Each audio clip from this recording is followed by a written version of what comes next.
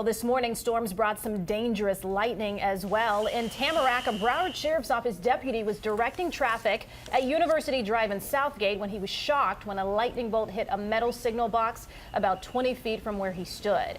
That deputy was taken to the hospital as a precaution. And now our team coverage moves to CBS 4's Joan Murray live in Boca Raton, where that tornado touched down. Joan. And we are in the neighborhood called Woodfield Hunt Club, and this is where it first touched down. Behind me, you can see that house in that tree into a home. It started here and ended up going northeast of here, where it hit another neighborhood. The day started dark and stormy, heavy rain and intense wind, leaving The day started dark and stormy, heavy rain and intense wind, leaving a mark all over South Florida. At Southwest 8th and 27th Avenue, Sylvia Blanco was sitting in her car when strong winds caused a tree limb to come crashing down. It started pouring, and all of a sudden I couldn't move, so because there was a lot of traffic.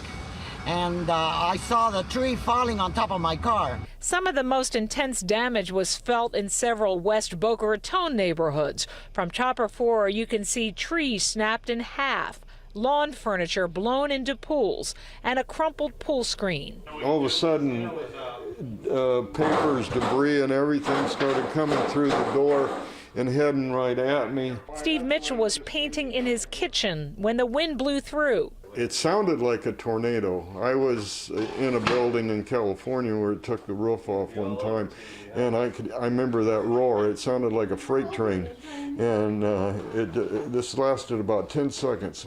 It crumpled his garage door and tore down his fence. The National Weather Service sent a storm team to see if it was a tornado in Boca Raton. We followed them, looking at a mangled pool enclosure, roof shingles on the lawn, and broken clay pots.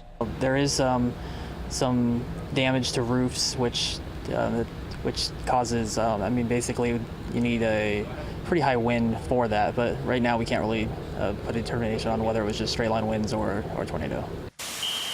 Further south, it was more a rain event in Surfside near 91st Street, where drivers and residents had to deal with flooded streets in all directions. It looked like a hurricane happened.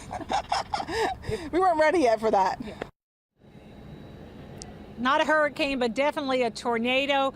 The National Weather Service told us a short time ago it was an EF1, 90 to 100 miles per hour winds in this neighborhood. Further northeast of here, where it touched down again, much less heavy wind. We'll have much more on the tornado coming up at 6 o'clock. Reporting live in Boca Raton, Joan Murray, CBS 4 News. Joan, thank you. And remember, if you see weather happening or have any damage in your area, you can send us your weather photos by email to pics@cbsmiami.com. You might even see your pictures on air.